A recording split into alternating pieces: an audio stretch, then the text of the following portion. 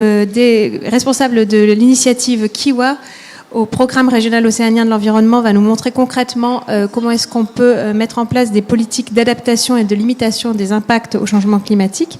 Et Jennifer Phillips, qui est conseillère au secrétariat du bouclier global, donc le Global Shield qui a été lancé l'année dernière, nous expliquera aussi comment l'initiative permet de mettre en place des actions en matière de mécanismes de partage des risques régionaux. Merci, bonjour à toutes et à tous. Donc le programme régional océanien de l'environnement, c'est une agence technique régionale au service de ces 21 États et territoires membres du Pacifique insulaire, en charge de la protection de l'environnement et la gestion des ressources naturelles. Et on est l'organisation lead sur toutes les questions de changement climatique en lien avec la Convention climat. Mais voilà, le Pacifique a toute une architecture régionale au service de ses membres sur le changement climatique. Donc on a beaucoup de services d'information météorologique en partenariat avec l'OMM. On a un CLIMSA aussi, CLIPSA maintenant pour compléter sur les territoires.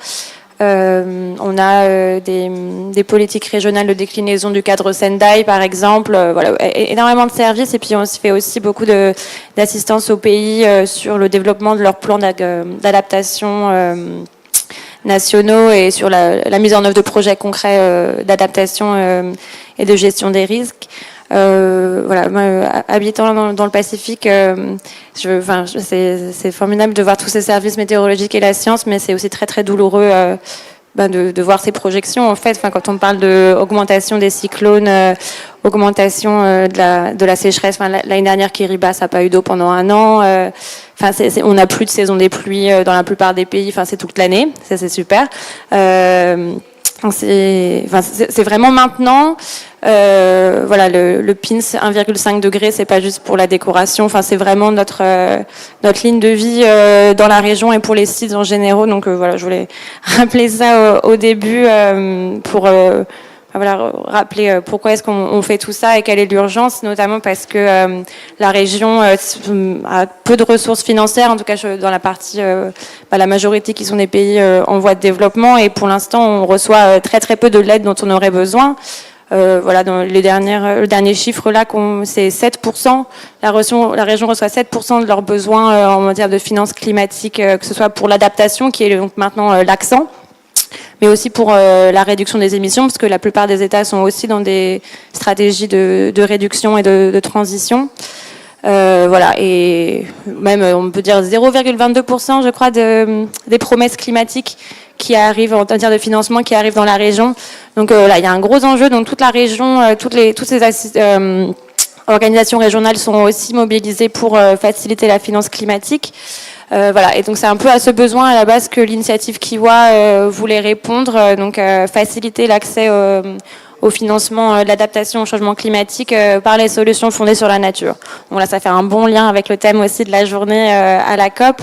L'initiative Kiwa, c'est en fait un fonds multi-bailleur.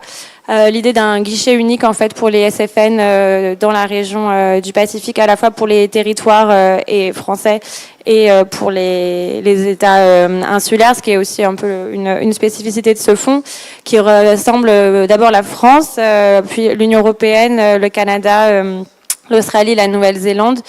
Et c'est un fonds qui est géré par l'AFD depuis son bureau en Nouvelle-Calédonie. Et dans ce cadre, on a choisi de travailler sur les SFN parce que c'est des actions qui sont très pertinentes dans la région. C'est très très coûteux et compliqué d'agir dans la région. Les SFN, a priori, c'est des actions assez peu coûteuses qui peuvent être mises en œuvre par les communautés directement et qui répondent aussi à l'enjeu de protection de la biodiversité et de bien-être des populations. Donc depuis sa création en 2020, l'initiative Kiwa a financé 5 projets régionaux. Les projets régionaux, c'est des projets qui vont de 1,5 à 5 millions d'euros et qui rassemblent minimum 2 pays ou territoires. Et on est vraiment sur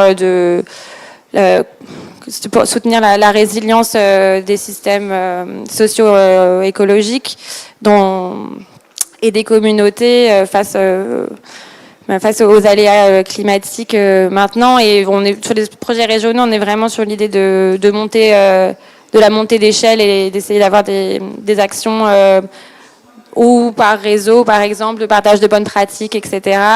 Donc, et ça peut être sur tout un volet d'objectifs de résilience, que ce soit sur la santé alimentaire, par exemple, pour des actions d'agroforesterie et d'agroécologie, pour la santé, et avec la restauration des bassins versants et l'accès à l'eau, et puis la réduction des risques des catastrophes naturelles et protection côtière, par exemple.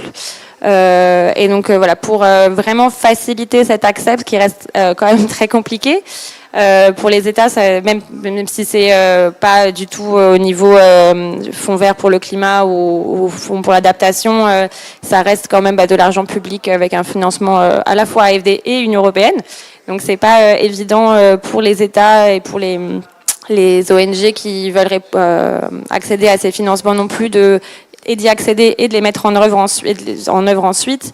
Donc pour cela, en fait, l'initiative Kiwa est en partenariat avec les organisations régionales, donc le PROE, mais aussi la communauté du Pacifique et l'UICN Océanie, pour toute une partie assistance technique et aide aux acteurs pour pouvoir accéder à ces financements et les mettre en œuvre, à la fois sur la partie gestion de projet, qui c'est déjà une grosse thématique, et puis sur la partie technique aussi, parce que même si on pense que c'est simple de planter de la mangrove, en fait on sait toujours pas faire bien.